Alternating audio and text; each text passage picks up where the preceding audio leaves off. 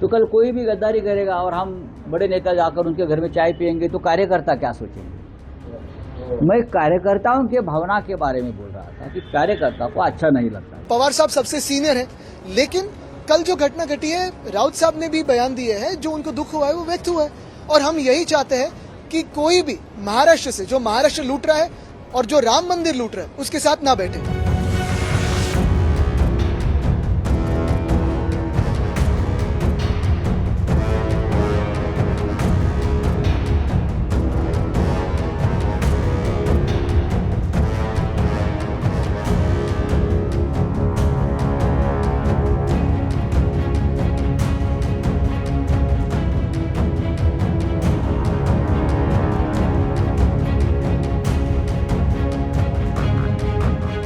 नहीं, देखिए, एकनाथ शिंदे इस देश का सबसे बड़ा गद्दार है, ये हम मानते हैं। जब अजित पवार ने पवार साहब की पार्टी तोड़ी तो भी हमें इतना ही दिल को हमारी चोट लगी। ऐसे लोगों को, हमारे जैसे लोगों ने जो राजनीति में है, प्रतिष्ठा नहीं देनी चाहिए किसी भी हालत में। का कहना इतना ही था कि भाई उसके पास जाना गलत, बाकी सब ठीक है ना। देवेंद्र जी से मिले, मीटिंग से कुछ नहीं बोला उन्होंने। जिस गद्दार की वजह से अपनी सरकार भी गिरी, जिस गद्दार की वजह से आदरणीय उद्धव जी ठाकरे साहब ने अपने मुख्यमंत्री पद का इस्तीफा दिया और बंगला छोड़कर घर पाया, तो जख्म है हमारे सीने पर, हृदय पर जख्म, उससे हम व्यतीत है। बस इतना ही। एकनाथ शिंदे जी से मिलने के कारण शिवसेना उद्धव ठाकरे ग्रुप में बहुत सी नाराजगी का वातावरण है, हम देख रहे हैं। तो इसलिए थोड़ा अवॉइड हो सकता था, लेकिन पवार साहब बड़े नेता है, कौन उसके बारे में क्या कहेगा। लेकिन मैं उस पर बहुत ज्यादा सीरियसली कुछ देखता नहीं।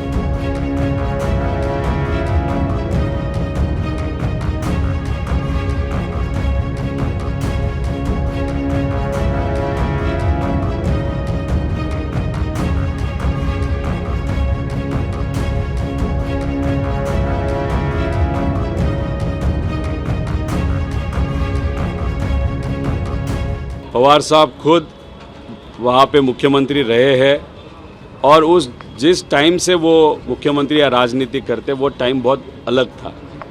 वहाँ पे एक परंपरा, एक कल्चर वहाँ पे संभाला जाता था। कोई भी विरोध का व्यक्ति हो, फिर भी अगर वो सत्कार करना चाहता है, मिलना चाहता है, बात करना चाहता है, तो उसका स्वागत पहले ज़माने में वहाँ पे किया जाता था।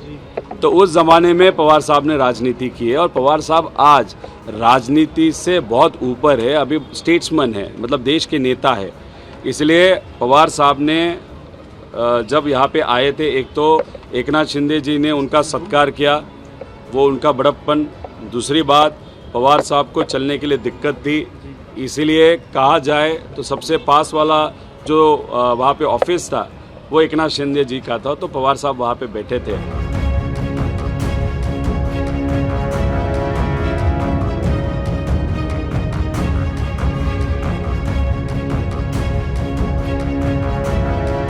इनको अपने ही नेता शरद पवार पर भरोसा नहीं। शरद पवार जी ने कोई एक कर्टेसी मीटिंग क्या कर ली तो पहले संजय राउत गालियां बकते हैं, अपमानित करते हैं शरद पवार जैसे नेता को।